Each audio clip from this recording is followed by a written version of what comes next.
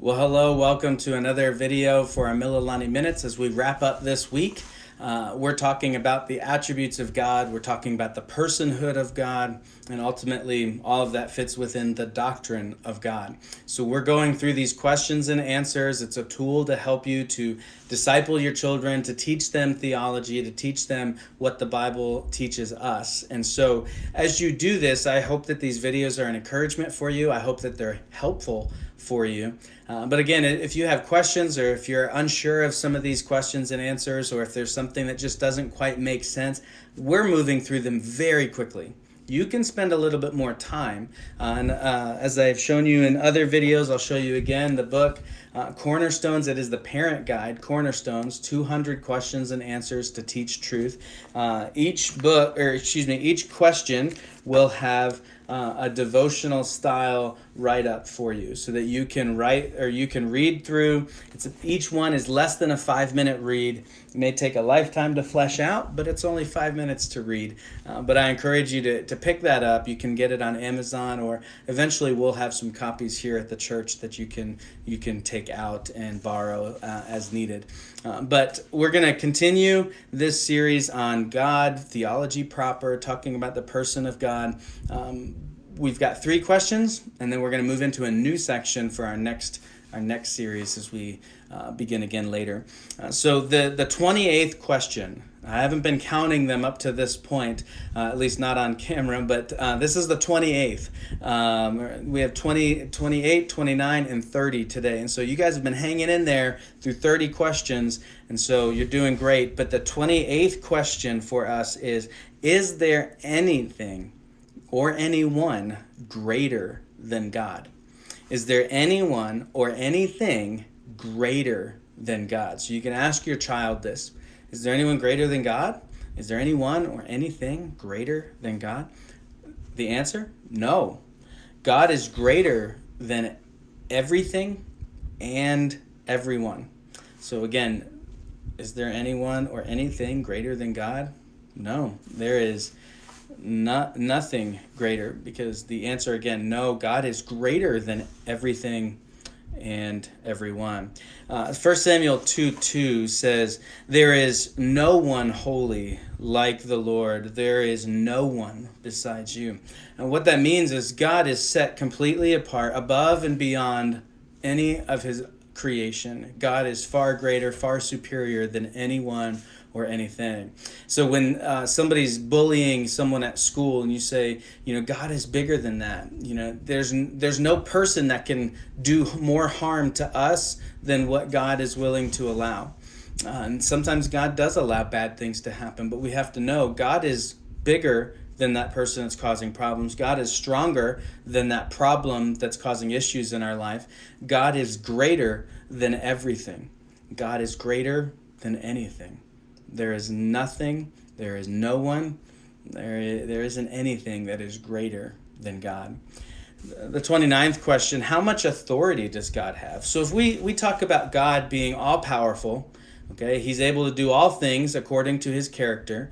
We say that God is immutable, which means he does not change in who he is, in his purposes, or his promises. We say that he's limitless in all his attributes.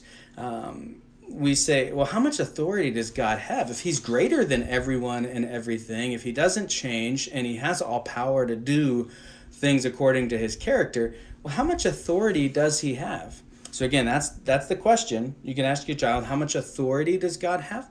The answer is God is a sovereign ruler and has total authority over everything. So we understand the word sovereign because we talk about sovereign nations. You hear about it in the news a lot. And understanding that they are self-ruling, they are self-governing. Well, God is self-existent. He is sovereign because he controls all things. God is completely in control. So when we see bad things happen and we say, I can't believe that something bad would happen, God must not be sovereign. He has purposes that we don't understand. And we have to come to grips with that. But he has complete and total authority. So again, how much authority does God have? God is a sovereign ruler and has total authority over everything.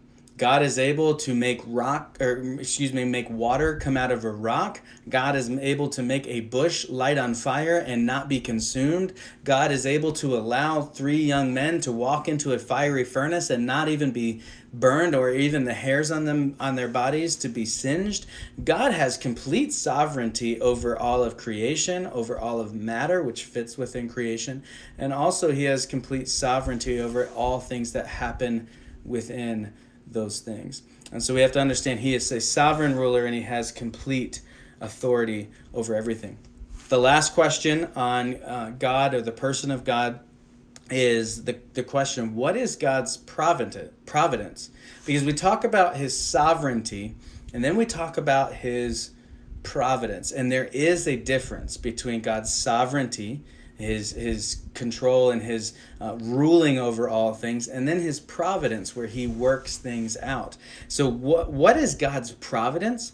The answer, God's providence is how he works with people and his creation to bring about what he wants.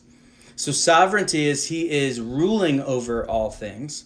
Okay, he is sovereign over all things, but his providence means there are some things that he actively works in and through to bring about a desired outcome for himself. So when we say God's providence is slightly different than his sovereignty, we say there's nothing that escapes the ever watchful eye of God, because he's completely in control. He knows what's inside of his kingdom. He knows what's inside of his creation. But if something bad happens, we say, well, God's providence will sometimes allow things to happen, and sometimes he works through these things in order to bring about his purpose, his desired outcome, the things that he wants. And so when we talk about God's providence, we have to understand that is where God is actively working to bring about a specific result.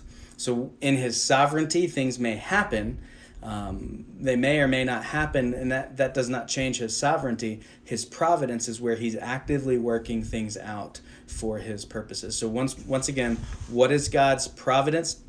God's providence is how he works with people and his creation to bring about what he wants.